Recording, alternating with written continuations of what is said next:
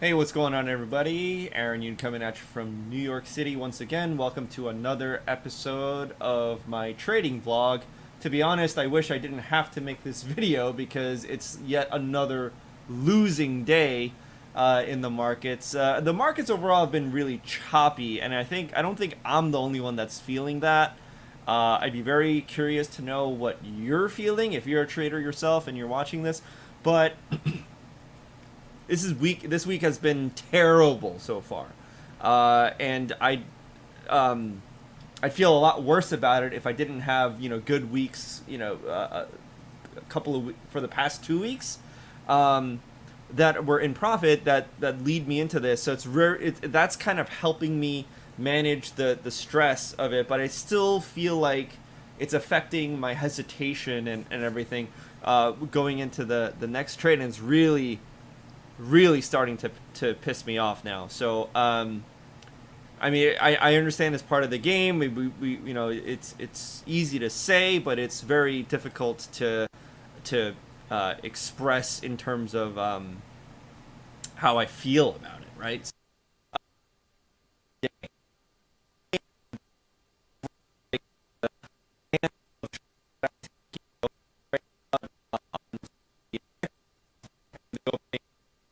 Energy, but today was very different, and tomorrow will be different too. Today it was more of um, it was hold on here. Oops. Today it was more about I was following a professional on I pay for a membership to have access to a professional trader with institutional experience. It's the only kind of trader I would ever follow, is someone who traded for the big institutions and has insight as to how big hedge funds or big banks or whatever might trade. I came from that kind of a background, and I know they have advantages that the rest of us don't. I was just not a trader when I was working there. I was part of the technology team, so I didn't really get to into the nitty gritty details and really understand. Plus, if they trade on a level that is a whole new level, right? What we're doing, what you're watching here is retail trading, speculative trading. What they're doing, what the big banks do often is sometimes it's speculative, but they also incorporate other kinds of big boy trading and investing, if you will, that is much longer term than day trading. Day trading is about as short term as you can get. If I haven't already said this, I don't plan on being a day trader forever. This is just the best way that I can see that I can get massive reps really, really fast. And ultimately, you should already know that I already have a lot more money than what I'm trading with, invested in utilizing AI, like algorithms and an algorithmic intelligence automated investment software that's doing way better than I am.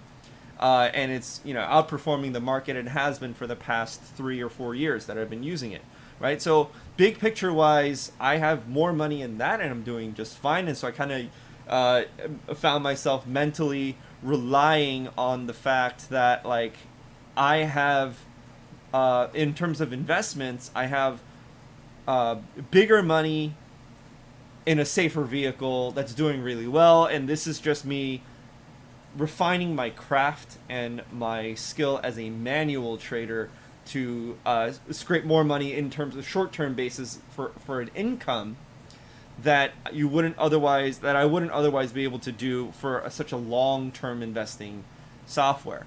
So that's just what I tell myself to make myself feel better and to not get so discouraged, because it's weeks like this that makes me want to stop trading altogether. I don't know if if you've ever worked out or something, but if you have like, let's say you're working out 3 times a week, right? But that particular week for whatever reason you got virtually no rest and you ate like crap for whatever reason, let's say your job got in the way, or your kids got in the way or something of your sleep, your rest, your diet. And so like, but you're still pushing through the gym, and then you kind of get injured, you kind of don't, but you don't have the strength, you don't, you drop a weight on your toe because you're tired, you're like not fully there. It's just like a really grueling week that makes you want to not work out anymore. That's kind of how it's like for me right now. It's like and I'll express where my frustrations are coming from, because it's like I'm so close to hitting entry on like a winner, on what would be a winner, and I miss it by like one tick, and then, or like 3 ticks in another case, and then like but the one that I do get entered in is a loser, is a stop out. So I'm just like, I just want to break something, so I don't know if you can relate to that kind of a feeling, but that's exactly how I've been feeling. But the reason today's different is not because of that. The losing part of it has been very, very consistent. The reason today was different is because I was following an institutional trader, as I was saying before, and I was just copying their trades, and they were really fast, so I didn't get to log all of them, and I'm too lazy to go back into my history and pull out my transaction history, because I don't want to like obsess over like all the negative numbers that I'm gonna see there. But what he does, he's even a more short-term trader than even I am, or at least he knows how to be. I think he's has 20 plus years of experience, so I think he knows how to combine short-term scalps in addition to long-term investments. I definitely know he knows how to do that. For me today, though, he was for today's session, it's more, these sessions always tend to be a little bit more of a day trading type of session, unless there's a really killer opportunity. And the choppiness of the markets this week has not really yielded much big movement opportunity, right? No one knows which way the market wants to go. It just no one can tell. It's very, very frustrating, and it sucks. I'm not the only one to say so, and which kind of gives me a little bit of validation that I'm not alone, right? It definitely sucks to feel like you're the only loser and everyone else is a winner. Kind of what it feels like sometimes, because for some reason I just assume that everyone is winning and I'm not. That's part of the mental game aspect of it. But here's some of my frustrations here. So I had a buy order at 31.25. You guys know I like quarters. I buy off of I buy and sell on especially the S&P off of small quarters. Anything that ends in a 0, 0, 25 or a 50 or 75, that's typically my bread and butter. That's where these lines come from. And you can just see, like, you would think if you look just at quick glance, you would have thought that I got in here, right? I didn't. I missed this entry by 1 tick. And I was like, oh, I can't believe you didn't pick me up. I had this overnight, and it didn't work. So you'd think that, okay, well, I'm gonna leave it there because I'm gonna exercise patience, right, and whatnot. And you'd think that the market broke above, which, by the way, I took the breakout trade and then I got stopped out, right? So the one that I did take long off of something over here, 31.50, somewhere around 31.50 is where the opening range breakout was. Just show you real quick right here.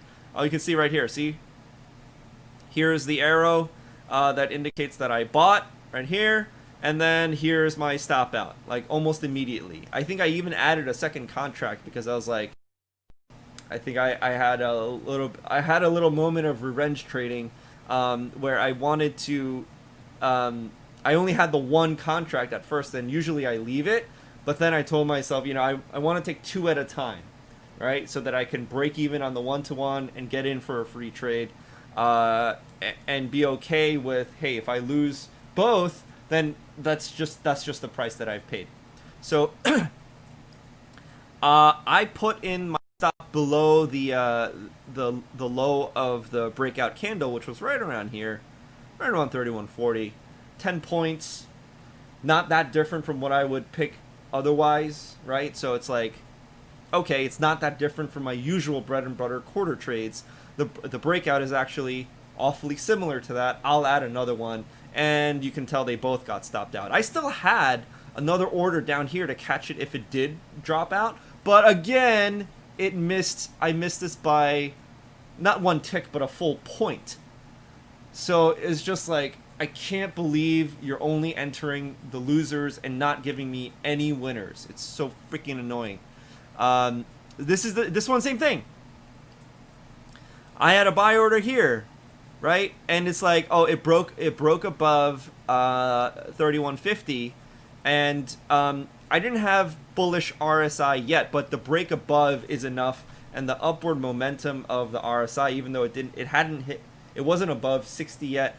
It was still bullish, that I was like, okay, it's a little bit aggressive, but I'll take it. And I placed the order on the 31.50, and look at this. It came down and I missed this by 2 ticks. So there's 3 entry points that I missed by either 4 ticks or less, because 4 ticks is 1 point. And it's just like, I can't believe. So what do I do? You're probably thinking like, move up your entry, just front run it, just move it up so you get picked up earlier. What's the big deal? That I've done that before, and it's just like a really slippery slope. Like, how much am I going to start to front run before I just lose discipline? So it's I don't know, like, if I, in retrospect, if I did move it up by 1 or 2 points, I would have 2 winners to make up for my multiple losers that would actually make me either be break even or profitable for the day. But like, I didn't get picked up on any of my would-be winners, and I only got entered on all my losers. It's just, you can tell I'm not happy about it. And not to mention that those were my own trades, right? Like I said, the majority of today, I was following and taking trades based off of a pro who was day trading, and he lost a bunch too. He had one small winner off the crude oil breakout. No, the crude oil news release was a big moment. Oh, like, what happened here? I think this was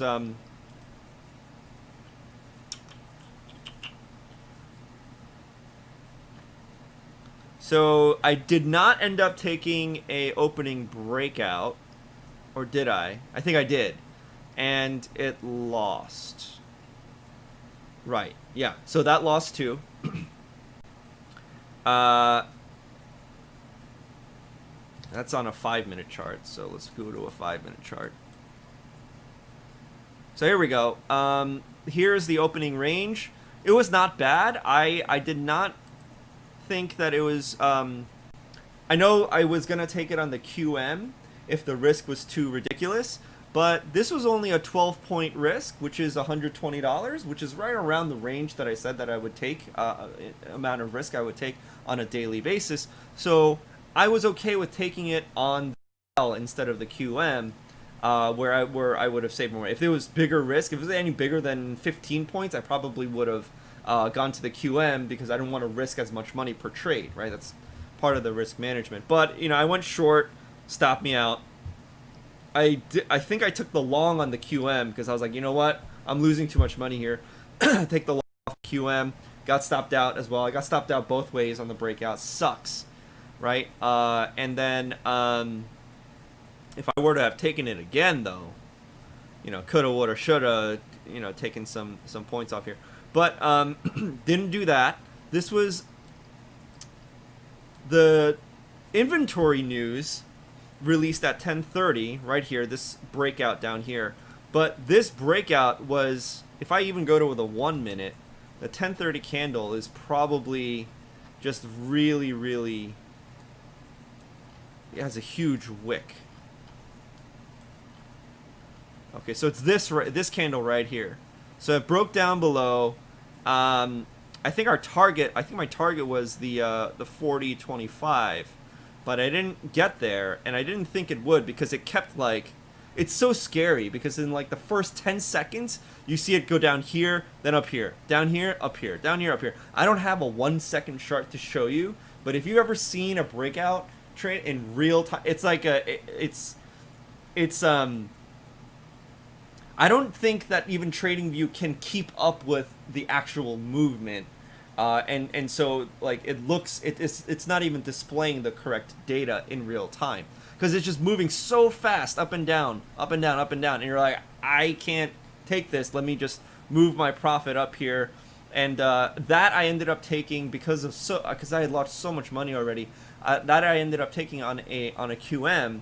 And I made back like $50 or 60. I don't even remember where I took profit. Again, that's not really the point. I don't care so much about how much money I'm making or losing per trade. I care about the process and the mental game as I go through the process, which is what this vlog is all about, right? And so, not really focusing on the dollar, but or the dollar amount of the win or the loss, but focusing on what's happening, what's going through my mind, what I'm feeling in that first 30 seconds, and like it's 10:30 on the dot, and you see, bam, it breaks down, and then it's just like up and down, and you're like, I don't know what to do. Do I leave it? Do I just take it? Do I leave it? Do I just take it? And while you're thinking about it, it like stops you out.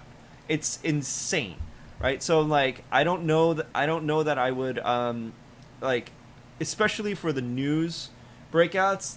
It's too much of a roller coaster. I don't think I'm gonna take those on the CL unless I am winning, unless I have more confidence and I can afford to lose more. This week has been just a losing week, and like I don't want to stack losses in a row, and it's very easy to get into the mindset of like, hey, I lost. What did I lose? I lost like $100 yesterday and $300 on Monday, so I have to make $400 back, so I better double down on this one so that so that I can make back 1,000 or something like that in one shot. Super easy to fall into that kind of mindset, and I have before fallen into that kind of mindset. It doesn't really end well. Sometimes you get lucky, and a lot of times, most of the time, I just end up stacking losses, and that sucks, right? And so I found it very tempting to do, but I'm like, okay, like I gotta find a way to calm myself down and not fall into those traps, because like I know that's exactly what it is a trap. So I ended up just I ended up just like, while it was whipsawing back and forth, I ended up just clicking X and closing my position, right? I don't even know how much I closed it for. I know it was in profit because it was below this orange line. It was like whipsawing back and forth here. I just closed it while it was like the green numbers were fluttering back and forth, and I don't know how much it was. And I used it as an example of discipline to not look. I still don't know what it is, and I don't really want to know what it is because, like the practice is not about the dollar amount. Again, it's about the practice of dealing with the stress, and what am I going to do differently or not differently? Is it like knowing the difference between, okay, I need to make an adjustment versus no, I didn't do anything wrong. It was a high percentage shot, but I just missed. The best shooters in basketball, like if Steph Curry misses 5 in a row, he's not going to change his shot and go learn a new shot just because he missed 5 in a row. Like, he's the best shooter ever, so he's just going to continue to shoot, right? I'm not saying I'm the best trader ever. I'm just saying if even there is such a thing as just being patient and recognizing when to make adjustments and when to just stick with it, when to be persistent and endure. Sometimes I can't tell the difference because it just feels so terrible right now. I feel like 3 losing days in a row, I need to make adjustments. It's like, that's the voice chatter, like the chitter chatter in my head. I'm like, you suck. You need to make you need to do something new, make an adjustment. Like, I don't know. So what helps me with that is to watch the professional that I was taking trades with. I didn't even keep track because he was trading so fast. There was like 5 or 6 trades that were all but one. This news breakout trade was one of them. Was the only winner that he had that today, and I took all the other losses with him today, and my own SMP losses as well. All of that adds up to 180, 186 maybe. Like I don't know. Plus, I'm not really entirely sure, but I know it's 180 something dollars, and the silver lining is that wow, like this guy is a professional. This guy is 20 years of experience, and he had like 4 losers and 1 winner today, all of which I traded with him. So I'm like there was a part of me that wanted to be like, is he even really a pro? Like he sucks. Why does he suck so much? But really, the reality for me is that even the professionals struggle, and it's just one day, it's just one week, and whatever. And we are doing day trading. Day trading is the riskiest form of trading, but I'm doing it on purpose with with managed risk. I found the sweet spot of like what I need, the amount of money I need to trade with to take it seriously, because like a demo account or anything, if it was like some like $20 forex account which can exist, like it wouldn't people usually don't take that as seriously, so there's not as much meaning to the wins versus losses. And then I went the other extreme where I had a lot more money, but like I was only focusing on really long-term trades. I wasn't getting enough reps in order for it to be a legit kind of improvement. I'd heard on the news today that the NBA season is about to resume at the end of the month, and I'm super excited for that. I'm also kind of concerned that like hope none of the players that enter the NBA playoff bubble, I hope none of them get COVID or anything like that, because that would just kind of not just ruin their health, but also ruin the nature of the, like, what's the point of playing if like a lot of star players are going to get sick in the middle of it? It's silly. Like, just don't play at all until everyone's safe, But the reason I bring that up is that there's a debate going on. Is like, oh, there's been like a 4 to 5 month hiatus in the season. Who benefited the most from that time off? And it's like, it's a debate. And one argument is that it's pretty much, I don't know if you're an NBA fan, but it's pretty much a Lakers Clippers kind of thing in the Western Conference. And the debate was like, who benefited more, the Lakers or the Clippers? Well, for me, I feel like I'm the Clippers in that like I needed more reps because their 2 best players didn't really have much of a they didn't really have a chance to play with each other. They're both really good individually, but they haven't really had a chance to establish a rapport and chemistry playing with each other and understanding how to feed off of each other, right? They played a grand total of like 10 to 13 games or something like that. Whereas the Lakers have had like 50, their 2 best players have had 50 some odd games playing together.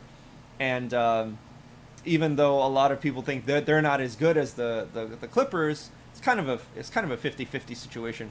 But even though it's a debatable point, you can't argue the fact that like, well, they have more chemistry, they got more reps out of it. And I'm like, okay, I can understand that argument. So for me, I'm doing all these, taking all these like, riskier than in long-term investing, definitely. And taking these short-term day trades, not because I want to be a day trader forever. It can easily become just like a job, even if it is more of a scalable job where you can give yourself raises and work a lot fewer hours. It's still a job to day trade every day and try to make something happen every day. So I'm doing it purely for the reps, So just in case anybody was wondering, like, why am I doing any of this? What's the point of all this stuff? I'm not even. I know I'm not trading a huge ton of money where, like, I'm making a huge, like, a crazy living off of this. Not to mention, I'm in the middle of a business project right now that's gonna take up at least the next couple of months. So I literally, as much as I want to, um, watch these trades like a hawk, I can't. Otherwise, I'd be doing my business a disservice, right? So it's a balancing act of all these things. I think I'm gonna mentally use that as a hack to take myself away from the screen. And the more I lose, the more I want to obsess and, like, watch it and try to use the force to make it go up or something like it. Just like stupid stuff enters my mind when I'm losing, right? It's very easy to, like, be relaxed when you're winning.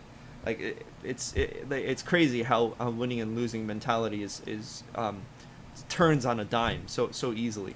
And not to mention, like, there was a trade that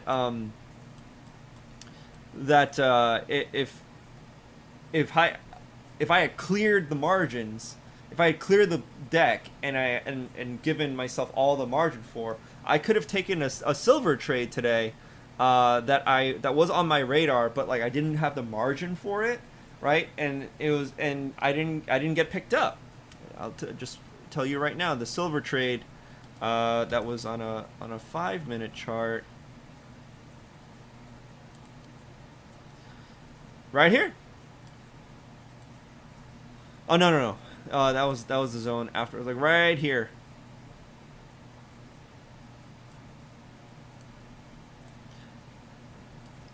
So this is something I had my eye on, but look at that.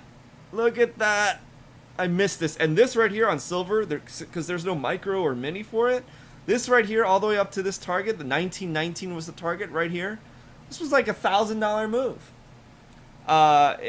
It was like a hundreds of dollars risk, but, like, I was like, okay, like, if this was offered up as a trade idea, and it literally came right down to the tick, and I was slow on recognizing this. My alert was set a little bit before this, and I didn't get to see it hit, and it was like, if I had that, it's like one trade could have wiped out the entire week's worth of losses and put me way into profit, right? This was a big move. This was a huge move, and it, in hindsight, worked perfectly. But did I get in? I couldn't. I didn't have the margin to set it up ahead of time, so I was, like, juggling different trades around, and I missed it. Could I have market ordered here? Yeah, sure, but, like, that wasn't that's not really part of my plan. And so today is just a day of, like, getting slapped left and right with a ton of missed opportunities. That all the winners were missed opportunities. All the losers were like, oh, I got in on all the losers. And so it was just a terrible day, for these results, right? Just awful. Anyway, that's about it for today's video. Not much good news to report. Just a lot of lessons learned. And for me today, it was... I was very tempted to start to look at, like, what to change. But I saw a professional struggle equally as much. And... I just took a page out of his, but he didn't really. He's like, oh, that's how it goes sometimes. There's sometimes you have days like this where you, like, you want to get in, you miss all the winners by a tick, and you get in on all the losers. Like, you have days like this, and he was shrugging it off, and he was losing in front of me, but also, he has his mental and emotional game down a lot better than I do, because he's a pro, and I learned that. Okay, all right. So even pros have this kind of day sometimes, and they're not changing anything. And my strategy is very similar to, and, like, it's based off of what he's doing. If he's not changing anything, then I I have no right to be changing anything either. I'm a beginner, right? So that's what I'm gonna do. I'm just gonna keep going with what I've been doing, and and use this as a mental and emotional practice, opportunity to practice losing, right? And the mental fortitude and the emotional toughness is where apparently is where the game is won, right? I know it doesn't feel like it right now, but that's what all the pros say. I'm just kind of trusting them and putting my faith in them, even though it really doesn't feel like it right now. I really want to just like, you know, gamble, right? That's the temptation when stuff like this happens. So not doing that, and I'm part of why I do this vlog is to, you know, hold myself accountable and keep myself in integrity of what I do. Win or lose, I promise to, you know, be honest about my like, you know, how much money I'm winning and losing, although not exactly down to the dollars and cents. That's not what I'm here for, because like if I obsess over that, like that's energy wasted on doing numbers. I'm gonna give it to you within $10, right? So like today I lost 180 something dollars. I'm always going to be honest about that. Yesterday was a loss of 95 and change, and Monday was either $200 or $300. I don't even remember. I don't want to remember, right? You know, short-term memory losses might actually be beneficial in situations like this. So that's the practice. That's what I'm here for. That's the practice, and I'm gonna keep at it. I'm not gonna change anything other than you know, incorporating the QM instead of taking everything off the CL as a form of risk management. So that's the only thing I'm slightly tweaking. That's not even really changing anything. I'm just using a different type of contract to track the same asset. So it's not even really changing anything. It's just a form of risk management. So that's it for today's video. Make sure you hit the like button and subscribe if you want to watch me lose more money. Hopefully tomorrow is different, and I will let you know tomorrow how it goes. Hopefully I do have some good news, and that'll put me in a better mood. So stay tuned for the next video from YouTube, and I'll catch you tomorrow.